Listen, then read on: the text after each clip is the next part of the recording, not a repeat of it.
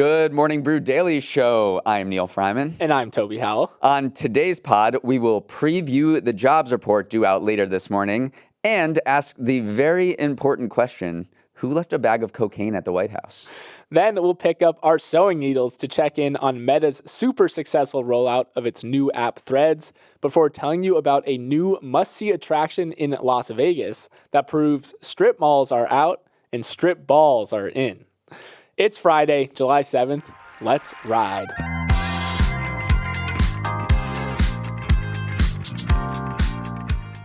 All right, Toby, it is Friday on a very strange week, but we still have to ask the question per our tradition, fast week or slow week? So you might be thinking, since it was only a 3-day week because of the holiday break, I'm going to say it was a fast week, but I've normalized for that three-day week, and I think it was a slow week. It was a slow week per capita.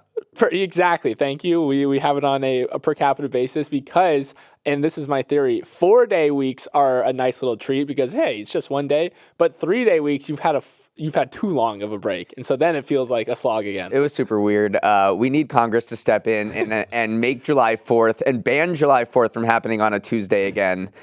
Next year, I looked, we're in luck because it's on a Thursday. So that is a whole week off, baby. Whole week. I was thinking at least a 4-day weekend, clearly, for that. But we did put out shows on Monday and Tuesday, even if we weren't live. We interviewed Morning Brew's co-founder, Alex Lieberman, and Morning Brew's funniest person alive, Dan Toomey. So you can definitely go check those out. Those are evergreen. They're not related to the news. Yeah.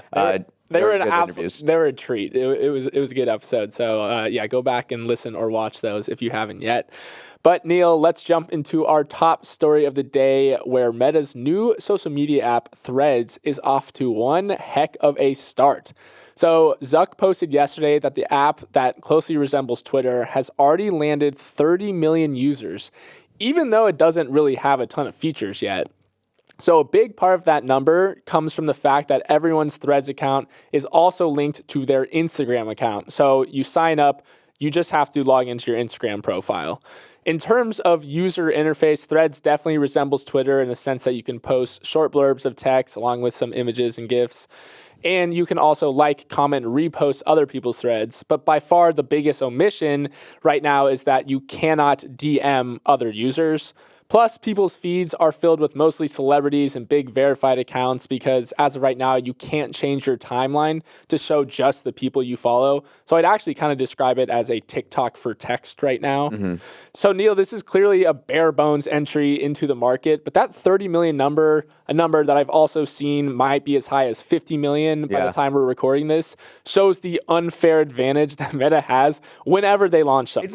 Is it unfair if they already built a huge social media app? Hey, just because... I don't know if I would call it unfair. They're leveraging what they have to create a new app. But it is kind of fun to watch a new app being built in real time and the sort of the blank canvas or the possibilities are endless kind of vibe. Because we haven't seen a new consumer app come along in a while or social media app at least, since TikTok. Right. And, that's become massive, and that, kind of blew up with Old Town Road in 2019. Those are the early days now, so it's fun to just be an observer and watch a new digital community develop. No one really knows what's going to happen with it. Yeah, absolutely. And I just want to actually take us through the timeline of that launch a little bit. So 2 hours after the app went live, Zuck posted that more than 2 million people had already downloaded the app. And everyone's like, whoa, that was cool. And then 2 hours later, he threaded that it was up to 5 million. And then by Wednesday night, it soared to 10 million. And then yesterday morning, it reached 30 million. And now people are saying 50 million. And just to put that into context, ChatGPT, which was the biggest thing that hit the world in years, was downloaded 1 million times within its first 5 days. Mm. So Threads is off to Threads is going to be the biggest consumer app launch in history. I think ChatGPT hit 100 million active users in 2 months, and Threads hit that in it could be 2 tomorrow, days. honestly. Yeah, like I totally could see it reaching that 100 million figure. So what's the vibe on Threads? Like, you've been spending a lot of time on it. I've been spending a little time on it. Like, what are you feeling? Is it like Twitter? Is it not going to be like Twitter? Yeah. So I actually am going to zoom in on the no DMs thing, because a lot of people are like, how can you launch an app like this without DMs? But I honestly feel like it makes people on the app feel more kinship to each other, because everything is going on in public in like the town square, versus when there's DMs in an app, like technically there's stuff going on behind the scenes. And so it does feel like everyone's participating in this collective moment, which again, it's got a ton of energy to it. It's very egalitarian. Although I say it's very egalitarian, but I kind of totally take that back, because I mentioned the algorithmic feed. It's prioritizing like Shakira, these big accounts. Morning Brew is getting a little prioritization. Yeah. So we like that. And it's very TikTok-y in the sense that you are scrolling through your feed. You're not seeing your friends. You're seeing posts that the algorithm is feeding you. So yeah. The biggest drawback for me is the no reverse chronological order feed. So, and on Twitter, that's why I love Twitter, was to watch breaking news happen. You know, like when Wagner guy was marching towards Moscow, everyone was posting and you could see updated feeds on what was happening. When Will Smith slapped Chris Rock at the Oscars, you know, that was like a collective moment that's on Twitter. So without that, I think it might be tough to replace Twitter's real-time breaking news vibe, but I don't know if this is going to be an exact replica of Twitter, right? Like, it's going to be a different thing entirely. So I don't know if I would say this is going to be Twitter 2.0. It just might be Threads. Right. And so it might not be worth like comparing the two. But we have to mention that Elon Musk fired back. The Twitter threatened legal action against Meta yesterday for essentially illegally poaching Twitter employees to build Threads, to which Meta responded, "We don't have any single former Twitter employees working on the engineering on Threads." And meanwhile, Elon Musk, you fired 80% of them, so clearly you didn't find them valuable. Yeah. So being a sore loser, I think. So Musk is feeling the heat. We're gonna watch what happens on Threads. Yeah. Give me in like. Do you think this will be a major player in a year, absolutely. 5 years? Absolutely. I just don't think we know what shape it'll be yet. Like, will it be kind of unhinged Twitter culture driver, or will it be sort of like a watered down Instagram with brands and influencers kind of leading the pack? I think maybe the TikTok for text is probably the most apt description for like what we might see. Which I think the market desires, honestly, and Twitter has kind of shifted that direction as well, but like the things it's promoting are rubbing people a little bit the wrong way. So if this is a little bit more of a wholesome, more energetic version of that sort of algorithmic timeline, yeah, I'm pretty bullish as well. I think this is and definitely. Give us some follow. Follow us at Morning Brew, please. I've been. Toby. I don't know if anyone knows this, but Toby's day job after he records this podcast is running Morning Brew social media accounts. So, he's like really clued in on Threads. Go gas me up. You can follow us personally. I think I have 55 followers. There you go. Huge. All right, let's move on from Threads. This week may have been short, as we talked about, but it's been packed with jobs drama that is causing havoc on Wall Street. The TLDR is that yesterday, the ADP jobs report showed that private sector employers in the U.S. added about 500,000 new jobs last month, which is more than double forecast. Side note, don't confuse the ADP jobs report with the government jobs report that comes out the first Friday of every month, so later this morning. This ADP report is a separate release that's not considered as reliable as the government's official report. Still, the fact that it showed hiring is booming so much more than expected sent stocks crashing yesterday, because we are in this good news is bad news environment right now in the stock market. If the jobs market remains white hot, then it gives more ammo to the Fed to keep jacking up interest rates, because a tight jobs market can keep inflation higher. Meanwhile, the government jobs report is due out this morning, and it's expected to show the U.S. added another 240,000 jobs in June. Great news for the economy in the short term, but if things continue this way, then we could see even higher interest rates than we are now. Yeah. Make sense of this. First of all, no, that was a great breakdown, Neal. It's very complicated. It is very complicated. And I think the big question here that people are asking and wondering is this kind of the last dying surge of an economy that's on the verge of cooling off significantly? I've heard that before, though. Exactly. Or is this like is this hiring strength just going to continue forever? Like, is it up and to the right forever?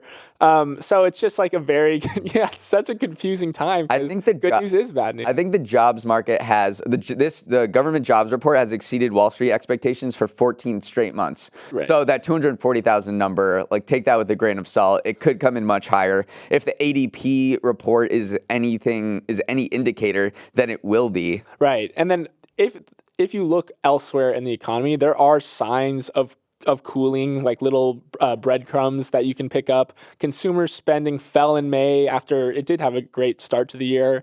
And then imports to the U.S., which are usually an indicator of expected demand, also fell in May.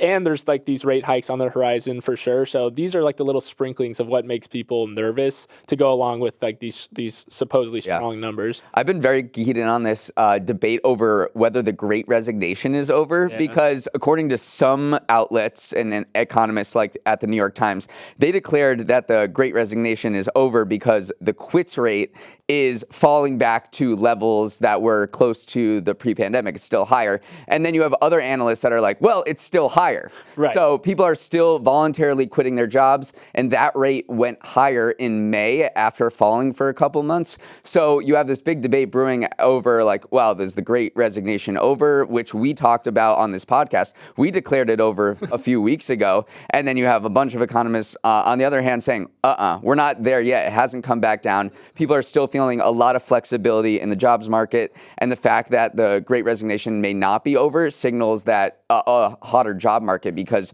when you feel like you could find another job with higher pay, then you feel a little bit more flexibility to say, I'm out of here. I think what it's showing, though, is the Great Resignation as a headline maybe isn't getting as many clicks as it once did. So we're in a recession of clicks on that specific headline. But yeah, definitely a confusing. That is how the media sausage is made. Exactly. That is for sure. That's inside baseball right there. All right, Neal, let's move on from the job market. And this next story is honestly going to be very hard for me to do justice because it's something you kind of have to see to believe. But I will do my best, and I'm going to tell you all about the MSG Sphere, which is a new landmark attraction that just opened in Las Vegas. So, Neal, this is the largest spherical structure on Earth, and its 580,000 square foot exterior is completely covered by 1.2 million light up LEDs. So that allows it to transform itself into pretty much anything you can imagine. Already we've seen it turn into this high def version of the American flag, a few giant eyeballs, and my personal favorite, the moon. It's not just for show either. The inside houses 18,000 seats as well as another 16K wraparound LED screen. And the vision is for it to host things like concert, movies, and sporting events like MMA and boxing. The whole thing costs over $2 billion to build, Neal. And judging from some of these videos I've seen, I kind of think it's money well spent. This is awesome. It's so cool. Imagine if this was in any other city, though, and not Vegas. Yeah. You'd be like, this is bizarre, but this is extremely cool. Yes, it costs $2.3 billion. It costs more than the Bellagio and Allegiant Stadium where the Raiders play. This thing is a beast. Yeah. But I think it's cool that it is not necessarily designed for sports specifically. So when you think of arena, you think of sports first. And I think musicians and entertainers don't love that because, you know, when Taylor Swift plays all of her concerts, it's at MetLife Stadium, it's at Lincoln Financial Field. These are football stadiums. Or when you play, Billy Joel plays at MSG, it's first and foremost a basketball stadium. So it's not designed with the entertainer in mind. And this is actually foremost a music and entertainment venue for films and concerts, and sports are second. So you're probably not going to see a basketball game there, but you will see some of the most epic concerts. And I don't even know, it's even bigger than IMAX, right? Like, I don't even know how big the screen is, but I can't even imagine the sort of like stimulation that you're going to get. Yeah, you're totally right. Actually, the Sphere's operations officer says, I used to love IMAX, but this will blow that away. So I know we're big IMAX guys here, but he's saying, yeah, this is a whole different experience. Plus, in terms of an experience, it truly is a full body experience. They have over 160,000 speakers inside, and they also have some 4D elements. Yeah. So like the seats can rumble. I don't know if you've ever been to Disney World on the That's the only thing that I remember doing doing that. I thought it was the coolest thing ever when Right. you'd go into Disney World and have the seat rumble. Yeah, so this is going to be fun, and I cannot wait to see what else they put on the outside of it. And if, again, this is a very visualist thing, so I implore all you guys to go on TikTok or watch this on YouTube and just watch how high def and how realistic they can make this sphere. So it's cool. I'm bullish. Actually, the final thing I do want to note is that the first concert series that will go on is from U2. And I know that's I would love to go that. You would love to go, but I swear there's a generation of us who got that U2 album downloaded automatically on our iPhones. So we cannot escape U2 no matter where we go. Overlook that. They put on some of the best live concerts around, and I'm telling you, when this thing opens September 29th in the Sphere and U2 is playing, it's going to be a religious experience. Let's do it. Let's go on a little field trip. All right, Neal, it's time for our other Friday segment, Stock of the Week, Dog of the Week, where we bring you guys one stock that is thriving and one stock that is barely surviving. As always, hair and makeup runs our stock portfolio, so none of this should be construed as financial advice. We are just humble podcasters. Neal, I'm in the hot seat first this morning, which means I have our stock of the week, and boy, is this a confusing one. My stock of the week is Bed Bath & Beyond. You mean the same company that has right outside our door says going out of business, everything 90% off? Exactly. I was going to say, but Toby, isn't Bed Bath & Beyond bankrupt? And to which I say, yes, it is, but it's actually still being traded over the counter as kind of one of those pink sheet stocks like you've seen on Wolf of Wall Street, probably. And if there's a way to trade, there's a will, because over $200 million worth of this supposedly worthless stock has changed hands since it filed for bankruptcy. And just to be very clear, Bed Bath & Beyond is bankrupt. It reported debts of $5.2 billion compared to with total assets of just $4.4 billion, and shareholders would be the last in line to receive any payout from a sale of its business. So this stock is pretty much worthless, but that supposedly worthless stock was actually up nearly 5% this past week. It's very confusing. It's up 300% since its delisting, I read. It's crazy. It's confusing. Meme stalkers are going to meme stock. This is still kind of filtering this kind of phenomenon that started with GameStop in 2021. Yeah. It's still filtering through the economy. There's, I guess retail investors think there's just a small outside chance that a miracle could happen. And you know what? A miracle did happen when it came to Hertz. Right. Because Hertz went bankrupt and a bunch of small investors bought shares and pushed the share price from 42 cents up to 6.25. And when Hertz was bought out of bankruptcy, they got $8 a share worth. Yeah. So they made a lot of money, and they were absolutely mocked. Everyone made fun of them for doing the same thing that Bed Bath & Beyond did. And then somehow Hertz created this crazy deal at this auction that, like you said, usually the stockholders get paid out last, and they get wiped out in bankruptcy. And for some reason, the Hertz shareholders got $8 a share worth, and they're like, look, it's possible. Miracles do happen. Right. This is totally something that is, fueled by the Reddit, by the Twitter ape investors. And so there is this theory that there's this holding company called Teddy that's going to step in and save it. Yeah. And Teddy has been filing a bunch of trademarks for various products like furniture and like mirrors. And people are looking at that and say, listen, they're gearing up for some big takeover of Bed Bath & Beyond. So again, maybe we all are dumb, and maybe this is happening in the background, but right now the fact that there's over $200 million worth of Bed Bath & Beyond stock being traded, that's a crazy stock of the week. I mean, maybe there's still some value in the brand name, because Overstock.com, which bought Bed Bath & Beyond, literally changed its name to Bed Bath & Beyond Online because they still see value in the brand name. Brand's big. So, like I said, don't take our investment advice.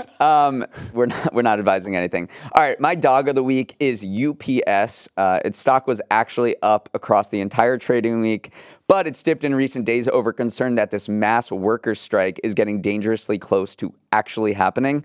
On Wednesday, both the Teamsters union that represents UPS employees and the company got up from the negotiating table at 4 a.m. and accused each other of refusing to work toward a deal. To remind everyone of why this is a big story, UPS workers have voted to authorize a strike by the end of the month if the two sides can't figure out a new contract. And UPS has a ton of unionized workers, 340,000 to be precise. If they go on strike, it'll be the largest single employer strike in U.S. history, and it could cause all sorts of chaos for the economy with packages not getting shipped to their final destinations. Also, the timing could not be worse because next month is when the back-to-school shopping season begins for retailers, so everyone's freaking out a little bit. It's crazy. UPS delivered an average of 24.3 million packages a day last year. Where does all that go if they go on strike? Like it FedEx gets says they'll take absorbed. some slack, USPS, but that's a lot of packages. yeah, I mean this happened in 1997 where they walked out. It was less than half of the workers that they have now, and that cost UPS $850 million. You know, this is going to be another one of those things. Remember how the banking crisis kind of cooled off the economy for the Fed on accident? I wonder if the UPS strike could do the same thing where, again, the Fed might be able to kind of backdoor a cooling economy. So I'm gonna file that one away. Yeah, everything's related, Neal. I haven't seen that. All right, let's move on from our Stock of the Week, Dog of the Week. Remember back in the day, Neal, when we did a story on FTX a few months ago, and it was leaked that of all the celebrities that signed those big endorsement deals with the now disgraced crypto firm, only Taylor Swift conducted proper due diligence and turned down her deal? Well, it turns out that wasn't exactly true. According to a new report from the New York Times, Taylor's team actually did sign a deal that was going to be as big as $100 million before a group of FTS execs actually talked former CEO Sam Bankman-Fried out of going through with it, leaving Taylor Swift and her team a little frustrated and disappointed. Neal, this is crazy because the rest of the New York Times report was a doozy, and I will get into that in a little bit, but I've been dreading talking about this story because it's a narrative violation against our girl Taylor. I know. She was supposed to be the chosen one who resisted the sirens call. I usually take things with a grain of salt and am skeptical to everything you hear that's a little too good to be true. And it's the narrative a little more. So this definitely confirms that I'm just not believing anything I'm going to read, especially when it comes from a lawyer, who's suing FTX. He was going on a podcast. He's going on a podcast. That's where the information was first reported, and I think it was just a headline that was too good to be true, right? And it turned out to be good to be true. Yeah, we were definitely gassing. No doubt that she's an amazing, business person, but the fact that she's doing due diligence into whether these are registered tokens or not. Looking back in hindsight, you were like, well, she's got a lot going on. Like, I don't know if she's going to take 2 hours of her day to think about SEC regulations in terms of various crypto tokens. And I would argue you're a bad business person if you turn down a $100 million deal. Sure. $100 million is $100 million. But I mentioned that's not all the report had to say. It also zoomed in on Tom Brady and his now ex-wife Giselle, who landed deals that we now know were worth $30 million and $18 million apiece. The kicker, though, was that they were pretty much entirely paid in FTX stock. So when the company imploded, their stakes went to essentially zero. And the even funnier kicker is that in the terms of the deal, most likely made them both pay taxes on that money, which is now worthless. So they're definitely coming out of this net negative. And it's just been a tough few months for Tom Brady and his crypto enterprises in general. Yeah, I mean, this is not a gossip podcast, but have you seen the rumors about Tom Brady and Kim Kardashian at Michael Rubin's white party? Oh, gosh. Yeah, apparently they were flirting and maybe even dating. Both newly single. That would break the internet. I've never said anything like that, but I don't know.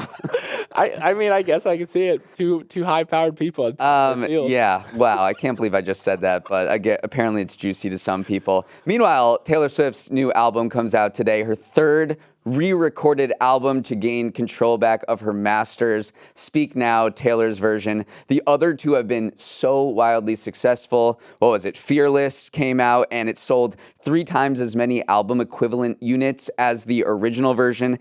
And then Red was even more popular, the re-recorded version. That's earned an album units number that's 10 times as big as the original Red. So this has been just an amazing exercise in a brand for Taylor Swift to kind of take back her music from Scooter Braun, who she feels as though too controlling over her. All right. our final story before the week is over, we really need to ask the question, who left cocaine at the White House? On Wednesday, officers on routine patrol found cocaine in an entrance area at the White House before you start a conspiracy theory about Hunter Biden.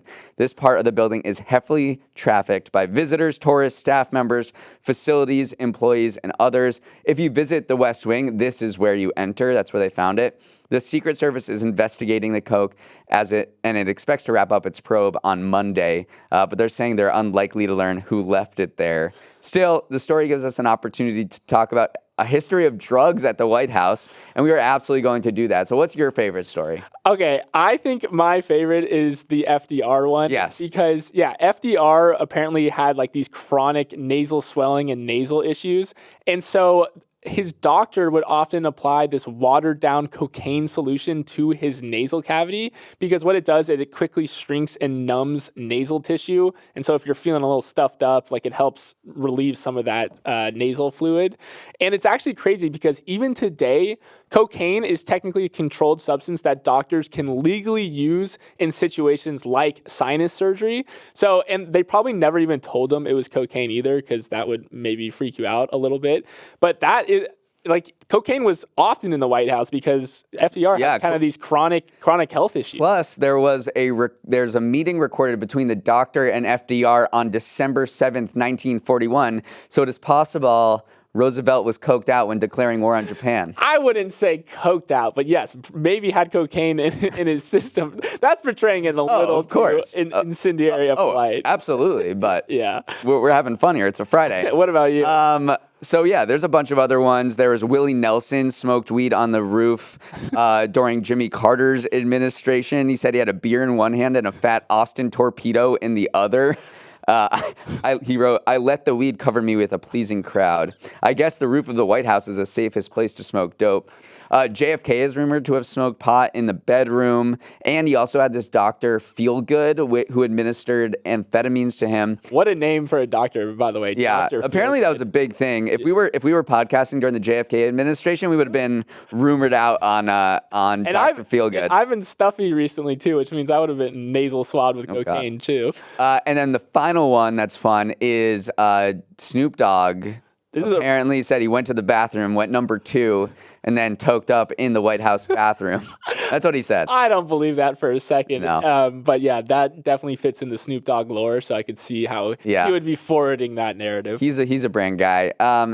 That is our show. We'll hopefully get back in the flow of a normal week next week. Have a great weekend. If you want to reach us, our email address is morningbrew@morningbrew.com. Huge shout out to our crew who puts this show together. Bryce Veloff is the editor and producer. Bryce, you going under 80 today? Samantha Velez and Raymond Liu are the associate producers. Uchenna Waogu is our technical director. Billy Menino is on audio. Hair and makeup is toking it up on the White House roof with Willie Nelson. Devin Emery is our chief content officer, and our show is a production of Morning Brew. Great show today, Neal. I wish you all well.